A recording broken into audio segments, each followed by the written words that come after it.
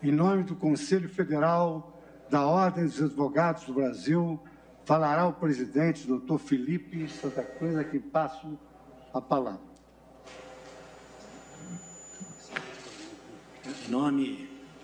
Boa tarde a todos. Em nome da advocacia brasileira, quero saudar o senhor presidente da República Federativa do Brasil, o senhor Jair Messias Bolsonaro. Saudar o presidente do Supremo Tribunal Federal, ministro Luiz Fux, na pessoa de quem cumprimento os eminentes membros da Suprema Corte de hoje e de sempre. Saudar o presidente do Senado Federal, o senador Davi Alcolumbre. Saudar o presidente da Câmara dos Deputados, deputado Rodrigo Maia. E saudar o senhor Procurador-Geral da República, o doutor Augusto Aras. Quero saudar os servidores da Justiça, quero saudar a advocacia brasileira, tomando a liberdade de saudá-la na pessoa do nosso eterno presidente Marcos Vinícius Furtado Coelho, hoje aqui presente.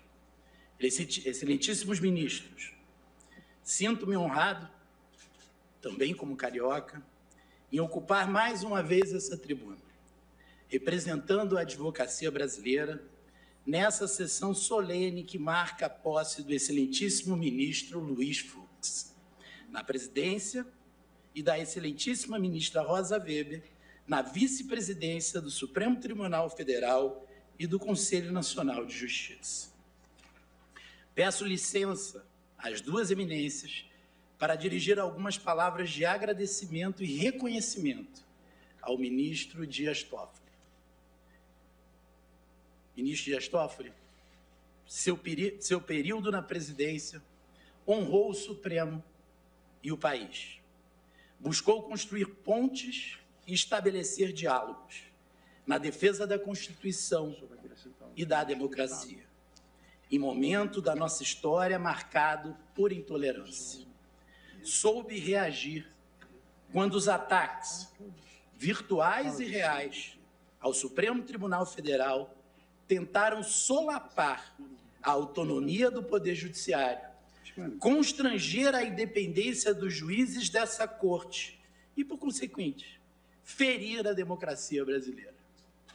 Pela defesa do Supremo, da democracia e da separação dos poderes, a OAB se reuniu por 2 vezes nos últimos 18 meses em atos de defesa desta corte e da Constituição, em claro sinal de que a sociedade brasileira está atenta, viva e atuante em defesa da democracia.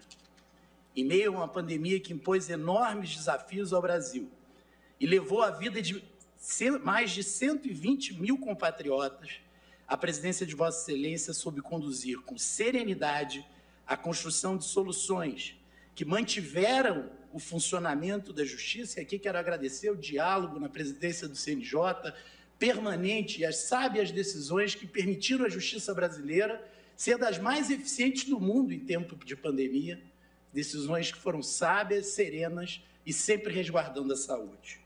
Conduziu a pauta do Supremo em julgamentos essenciais, que mostram a firmeza da Corte como guardiã da Constituição Federal. Em decisões exemplares que garantiram a lei de acesso à informação, pilar da liberdade de imprensa, o equilíbrio da nossa federação e as medidas essenciais de respeito à ciência, à saúde e à vida dos brasileiros. Como presidente nacional da Ordem dos Advogados do Brasil, agradeço-lhe pela dedicação em nossa atuação conjunta, pelo diálogo franco e respeitoso, pelo esforço no cumprimento de uma extensa agenda de trabalho que juntos partilhamos neste último período. Senhoras e senhores, excelentíssimos ministros, rendo minhas homenagens e cumprimento, em nome da advocacia brasileira, o excelentíssimo ministro Luiz Fux, que hoje assume a presidência deste Supremo Tribunal Federal. Estou certo de que a coragem e a independência que marcaram a trajetória de Vossa Excelência, a qual tive a honra de acompanhar de perto como carioca, serão ainda mais realçadas nessa nova missão que agora assume. Seu perfil discreto e democrata certamente marcará os próximos anos dessa corte. A vasta cultura jurídica, o compromisso ético e a sensibilidade social demonstrados ao longo de sua brilhante carreira só reforçam a confiança para a advocacia e para a sociedade brasileira de que sua presidência estará à altura do que pedem nossos tempos. Sou testemunha que a coragem e a independência nunca lhe faltaram.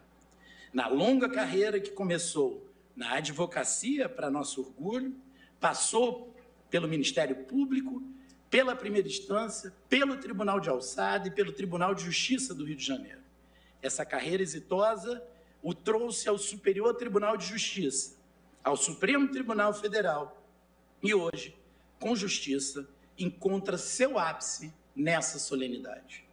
Poucos magistrados podem se orgulhar de conhecer tão profundamente o Poder Judiciário.